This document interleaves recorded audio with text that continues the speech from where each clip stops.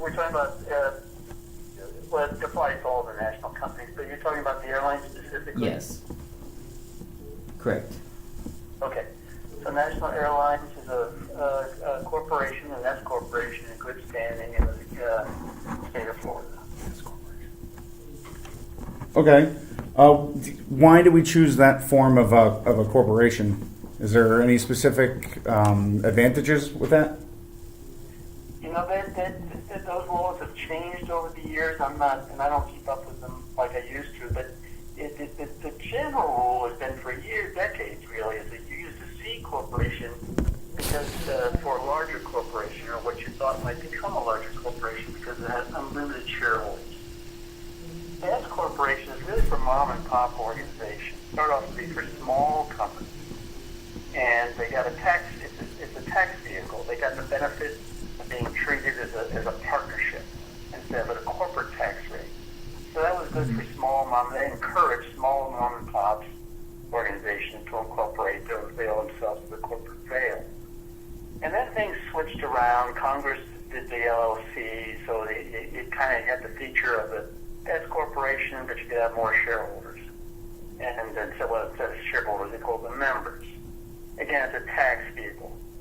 And then, when the Affordable Care Act happened, actually a little bit before that happened, insurance premiums for benefits that companies pay for our insurance, our health benefits, start skyrocketing. And C corporations can deduct that. S corporations couldn't. So then you had to switch back to C corps again. But the bottom line, I know I'm confusing that kind of history. I know you didn't want much detail, but that's the history. Today, it's just a tax vehicle. It's more of a accounting function than a legal one. So if either one of you came to me, or both of you came to me and said, Mark, we want to set up a small company. We have a great idea. Can you help us? I would say, sure. Well, should it be an S corporation, C corporation, or LLC? I'd say, go to your accountant. It doesn't, from a legal perspective, it doesn't matter. They're all the same. From a tax perspective, there may be some nuances there that benefit you. It just depends on what you're trying to achieve. You have a lot of employees and health benefits, probably right now the C corporation. For whatever reason, and I don't know why Chris set it up the way he did, or Brian Conaway, or whoever set it up years ago, but we are an S corporation right now. Okay. I realize that we're an airline, but do we have any intellectual property? We do. Intellectual property in the form of trademarks. Okay. So the national airline logo and the name is intellectual property. We don't have any patents, as you might imagine. Not that I'm aware of, anyway. Because we don't invent widgets or gadgets or whatchamacallits. Yes, we have intellectual property. Most corporations do with their trade name or taglines or copyright or something like that. What do you feel is the most valuable type of intellectual property that you have? Say that again, Mark. I'm sorry. What do you feel is the most valuable intellectual property that National currently has? Well, the only intellectual property we really have, and it is valuable, is our trade name. So we don't want anyone else to come in the market with National Airlines, because that's our branding. So that's our number one intellectual property right. Is Destination Excellence still our tagline? I mean, that's what we got on all our and that's considered intellectual property as well. It can be. Typically, companies, when you see the little T, when you see the R mark, you know what that means. It means registered trademark. Yes. Right? Yes. Okay. And you'll see that, or the C. That would be you have a registered copyright on a book or a periodical or written material.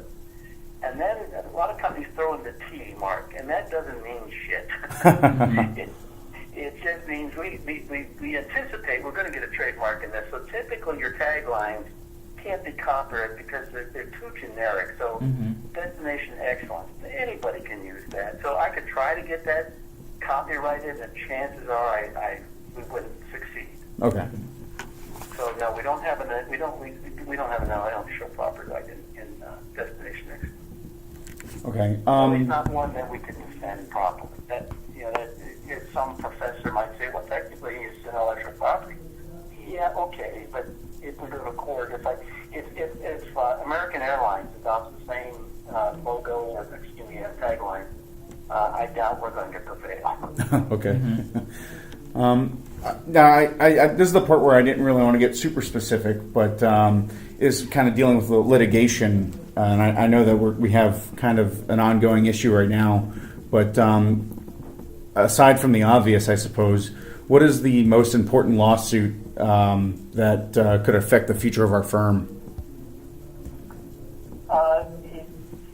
No-brainer. It's we have maybe 20 pieces of litigation out there. Most of it's small. Mm-hmm. But the 949 litigation, even though it's insured, is a 900-pound gorilla in the room. Mm-hmm. So that's the 747 that crashed in Afghanistan, as you probably know. Yes. Yeah. And the jury, I was at the trial. We had Mark Dumbroff, who's one of the premier aviation companies in the world, defending us, and he's brilliant. And he and his team put on a great show. But you're in Cook County, which is a terrible place to be for any airline. Mm-hmm. That's why plaintiffs in airline catastrophes always try to get in Cook County or Alameda County, San Francisco, or I didn't know this, but Mark educated me that it's in Midland, Texas for some reason. I didn't know that. Really? In any event, there was a jury. Yeah, and Midland, Texas, I know Midland, Texas is a bad place for defendant companies. Mm-hmm. Mostly related to oil and pharmaceuticals, but not airlines. Yeah. Anyway, so a jury returned a verdict, as you probably both know, for $115 million. Mm-hmm. I think that will eventually be overturned. It certainly will be whittled down. The jury was what we call a runaway jury. They didn't follow the law. There's no way they could award properly, legally, $115 million. But they wanted to punish the company. They were mad. So, okay, you punish the company. But what that does, guys, is even if we win in the end, it affects your renewal rights. So for hull and liability and general liability, aviation liability. So just like when you have a car accident, if it's your fault, if you have a trial and it turns out that you probably were drinking, can't prove it, weren't arrested for DUI, but you were probably drinking and were grossly negligent, or you ran a red light, or whatever it is, so you did massive damage. Well, your insurance company will cover you up to the policy limits, but guess what's going to happen at renewal time? Mm-hmm. They'll drop you, or they'll triple, double your rates, or whatever. So that's a battle we'll have to fight. Okay. This next part's dealing with contracts. So, of all the contractual relationships that you have, which do you think is the most important? And obviously, like what party is the contract with? All these are good questions, by the way, and I hope I'm being helpful. Oh, yes, sir. Very much so. Thank you. Good.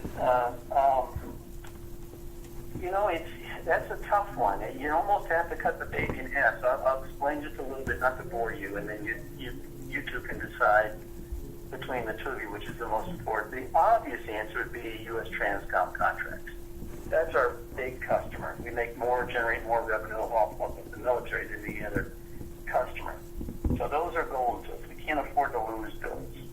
Having said that, we just did the Navitrans deal, as you probably both know, for the ones that are on the world flight with a 747 cargo. We'll probably have a second one and a third or a fourth. It's a very interesting business prospect.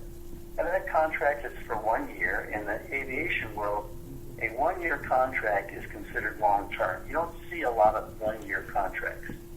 So when you get one of those for a good customer, you're flying at what we call ACMI, Aircraft Crew Maintenance Insurance, and you're making a guaranteed amount a month of block hours. So this one is $300 or $350 a month. Whether they fly the plane or not, they're going to get paid for a whole year. And they pay the fuel, they pay the ground handling, they pay this and that. We just fly the plane. So these contracts are just about, if not more so, lucrative than the government contracts. So the obvious answer is, well, you had to pick your poison. You'd say, if you're going to pick one to keep, you'd pick the military, no question. Having said that, the Transcom is interesting because it gives you a wonderful entree in the commercial world. And our airline, as most defense contractor airlines, struggles every day to figure out that 50-50 mix or so. Because as you both know, when war is there's a war. Nobody wants war, but we're in the business of helping the military. Times are golden. So Chris Alf made tons of money during the war in Iraq and in Afghanistan. And now we're sucking wind. Why? Because peace broke out. And that was true with all the, I was with World Airways and ATA Airlines, North American Airlines, AR Airlines before this, and it's always the same. Peace breaks out, you're in trouble if your only customer base is military. So you try to diversify and have a strong customer base. So in peacetime, the customer base is bringing the revenue, and wartime, war breaks up, and you've got the military, and maybe the commercial falls down by the wayside for a while. So I get one answer: Transcom, U.S. military, but it's you can't ignore that commercial component. More than you wanted to hear. I'm sorry. No. This is awesome. So, is there any legal risk that the contracts are designed to minimize? Oh, absolutely. That's my critical key function. So, as general counsel, I wear several hats. One is I'm supposed to be the compliance chief cop of the company, which includes ethics, good ethics, strong ethics, your business ethics, and how we conduct ourselves, and honesty, and all that. And then on contracts, it's risk management. So every contract I review for whichever department it's for, I look for those things that could come back to bite us. The one thing would be jurisdiction. So if you're dealing with a party in China and they want China law to apply, well, we don't want China law to apply because who knows what happens in a Chinese court. And that's happened to us before. Now, they have the leverage, and they're a potential customer, you're going to have to cave, typically. But, for instance, Navitrans is a Chinese entity, but they have a U.S. interest based in Manhattan. So with that ACMI, they agreed to New York law, and properly so. It's our plane, it's our crew. We should take jurisdiction.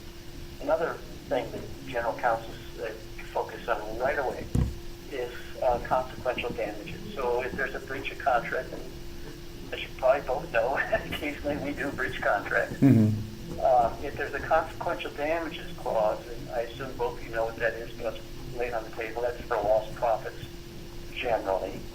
So if you breach a contract, the other party is coming after you for their lost profits. And that can be dangerous, because often there's no cap on that. Although if somebody insists upon consequential damages, the fallback position is to cap it. Well, okay, I'll give you contract damages, Luke and Mark, if we cap it at $100,000. So I know my exposure. The other big risk is indemnification. Most contracts have insurance indemnification. So when we fly around for Navitrans, we require them to insure us, and that makes you a little bit odd, but they're doing the ground handling. So when they're ground handling people, then they may contract that out themselves, obviously they're not a ground handler. But they'll hire a Swiss port, and if they ding our aircraft, we want to find somebody to pay up. So that's another thing. So indemnification it goes hand in hand with the insurance. So who's insuring who and who's indemnifying who? Because that can get quite expensive. So if Navitrans has agreed to insure our aircraft, what's on the ground, whether they've got approved, and they cause multi-million dollars of damages, they have insurance to cover that. And the insurance is inadequate, they've also agreed to indemnify us. They'll pick up all of our defense costs to sue them and repair the aircraft. Okay, so this last one's pretty broad and I guess pretty easy. Can you describe the firm's commitment to ethics and ethical culture? That's another great question. We're about to roll out. I've already put the final touches on it, and you get just taking a look at an annual ethical training. We should have done this before. I'm the first general counsel the company's really ever had. There was a lady named Shirley Kaufman who was an attorney, but she ran HR. She wasn't a true general counsel. Nothing against her. She just wasn't her expertise. And then you had another attorney in the company, Michael Hinton, And he was a contract manager. I don't know the gentleman, never met him, but from what I can tell, he never practiced law. But he did review some contracts with the company already. So he didn't. And HR did a little bit of band-aid stuff with ethics, and I am putting in with Mark Burgess's agreement a refresher course. That'll be mandatory, a condition of everybody's employment, including mine, and Mark Burgess's, to take this annual refresher. So we kind of let that slide for a while, and there's some evidence that some people forget that ethics are important. So I think by and large, I'd leave the company if I didn't think it didn't have good ethics. Right. There's my reputation on a company that has good ethics. But it kind of is, it's a general question, right? And I gave you a pretty general answer. So hopefully that's covered. As was expected. Yeah, if I can get just a little bit more specific with that, though, are there any examples of an ethical dilemma that we've faced? Let's see. Yeah, they're always ethical. You mean one that ended up in litigation, or? Or could have been resolved at the lowest level. I mean, Right. Yeah. That's sorry, Mark. I missed it. It could have just been resolved between like the HR Yeah. or you or internally. Yeah, we have we've had instances of people falsifying documents, time cards or aircraft records. Since I've only been with the company a year and a half now, and already there's been a couple of those, and some people have been terminated. Ethics can be, for example, it ties us back in the contract and risk management. Is it's no secret we were technically in breach of the Miami Air contract, and management just they breached it. Now that a lot of people say that's bad ethics. So we're going to take our lawsuit. Maybe Miami or some others, but maybe not. There are reasons why we may not owe them money. They took the aircraft they're going to give us, and they flew for another customer, and so they mitigated their damages. And you probably both understand that concept. You get a lease, if you lease an apartment when you leave, and then we'll take your security deposit, obviously it's free. But the principle of mitigation of damages in lease estates is we lease aircraft, so to speak. As a landlord, if you have a 1-year lease and you're only there a month, and you lost your job, God forbid, and things are grim, and you can't pay, and the landlord comes about, he's going to come after you. It's going to come after you for a whole year's rent. The landlord just can't sit on the fence and come after you for rent. He she has to mitigate your damages, has to try to sublease or lease that property and offset your damages. So that's what Miami Air did. So there's an instance where some companies wouldn't breach the contract. They would have approached Miami Air and tried to cut another deal, which I guess we did under 50 years, which was a little bit before my time. But so there's a real instance where we're in litigation because one could argue their ethics weren't as good as they should have been. You just said, no, screw you, your price is too high. So that's something I don't like to see. But on the other flip point is we would have paid Miami contracting on Miami Air to take too much. That's a fact. And shame on Miami Air for gouging us. So maybe their ethics are too on that. Okay. Well, that's a great example. I mean, I've been working with the company for almost 4 years. I remember going through that under Ed, and that was kind of a hectic time, I think. Yeah, and that led to a lot of conflict. Yeah. You lost Ed, you lost Dennis Daly, and arguably it was all part and parcel of 9 years of good service issues. It was an interesting time, to say the least. Yeah, I came in, I thought, what the heck am I doing here? I walked in the door and everyone's getting fired. Yeah, and it was overnight too. I didn't even know half the people were gone after they'd been let go. I got here. I was calling it the Saturday night to pledge ride, and all good attorneys pledge ride. It was a Saturday Night Massacre. Pretty much. Okay, and then so I guess the last thing, you're just to make sure we can get it right on the paper. Your official title is the National Airlines General Counsel, right? Or do you have a better title? I wish I had a better title. That's the Grand Poobah works too, but that's the better guy. Okay. All right. I think we have everything we need. Do you think of anything else, Mark? No. We can't thank you enough, sir, for letting us ask you a couple of these questions, and you've definitely given us enough to write 3 or 4 reports. So this is going to be great. I don't see any issues. Yeah, good luck to both of you. I appreciate it. If you have any follow-up questions, email me, call me, and both. Will do. Yeah. Thank you very much. So much. Yeah. When you get your training, annual training, make sure you finish it up. Yes, sir. I will. I guarantee it. I'm usually I get pretty quick on those sum totals and comply 365. So.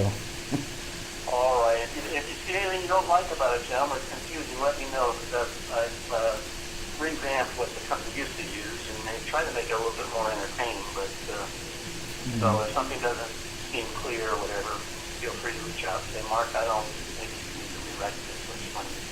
I will. I'll let you know if I see anything glaring. I'm sure it's going to be great, though.